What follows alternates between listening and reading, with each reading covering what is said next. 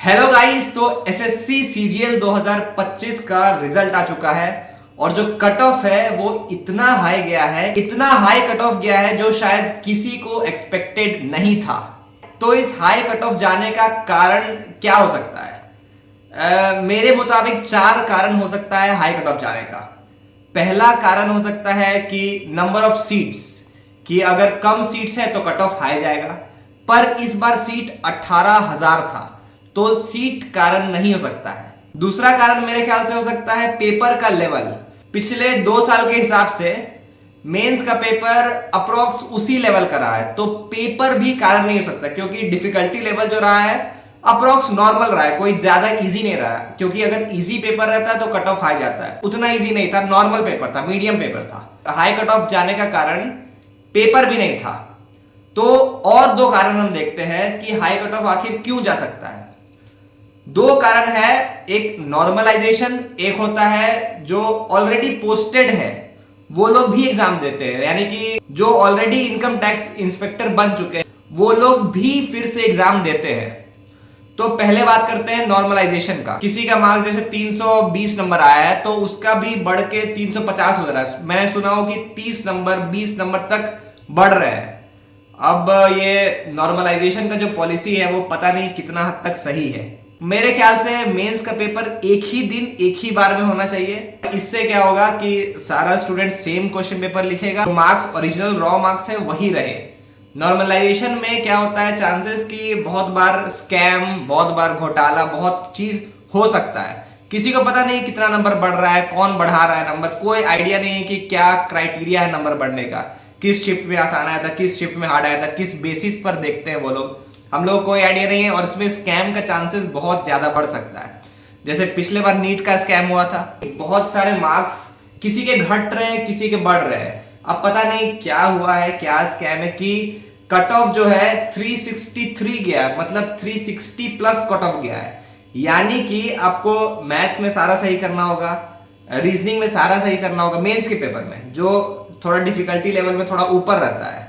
Maths में सारा सही, रीजनिंग में सारा सही, इंग्लिश में सारा सही करना होगा, और जीके में 8-9 क्वेश्चन गलत कर सकते हैं।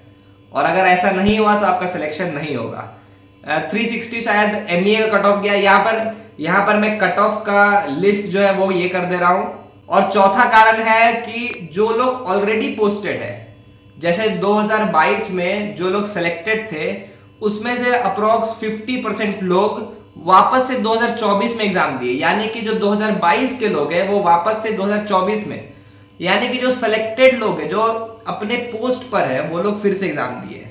अब पता नहीं क्यों एग्जाम दिए। तो गाइस, इस बार का जो कट ऑफ गया है, अगर हम एमईए मतलब मिनिस्ट्री ऑफ एक्सटर्नल अफेयर्स का बात करें तो वो जनरल कैटेगरी का 362 नंबर गया है। और यही कट ऑफ 2022 में 344 था और 2023 में 331 था। यानी कि 2023 से 2024 में 31 नंबर बढ़ा है। यही इनकम टैक्स इंस्पेक्टर का 2023 में कट ऑफ था 325, लेकिन 2024 यानी कि इस साल जो कट ऑफ गया है वो 357 नंबर गया है, यानी कि 32 नंबर्स बढ़ा। और सीएसएस का 2023 में कट ऑफ था 320 और इस बार है 353।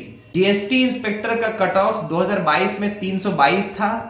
जनरल कैटेगरी का मैं बता रहा हूं, 2022 में 322, 2023 में 310 और इस बार 348 है।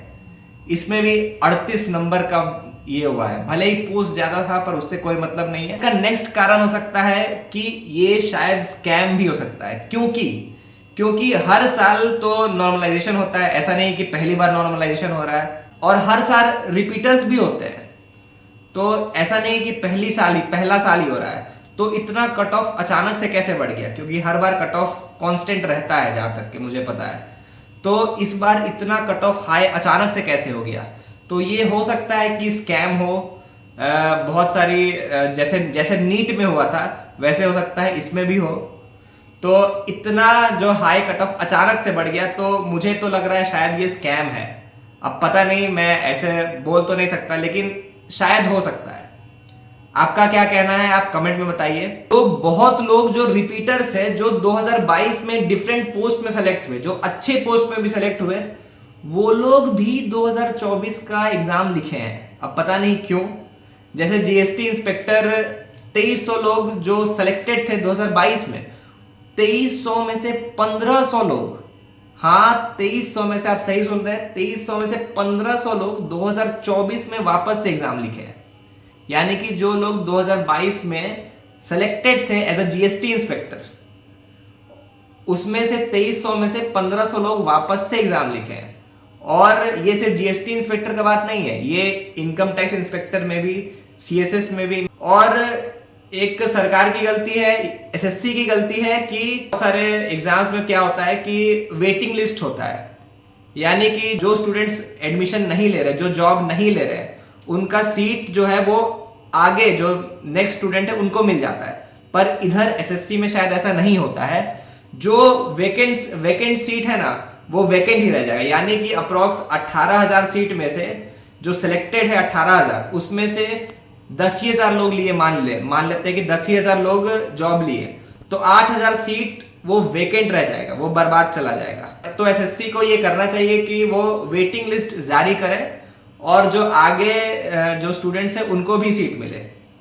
और इस बार मैं सुना कि बहुत लोग का 328, 330 तक स्कोर आए हैं, लेकिन उनको कुछ भी नहीं मिला है। थैंक यू गाइस इस वीडियो को यहाँ तक देखने के लिए। और मैं भी इस साल प्रिपरेशन कर रहा हूँ 2025 का, तो हमसे जुड़े रहने के लिए प्लीज चैनल को सब्सक्राइब करें।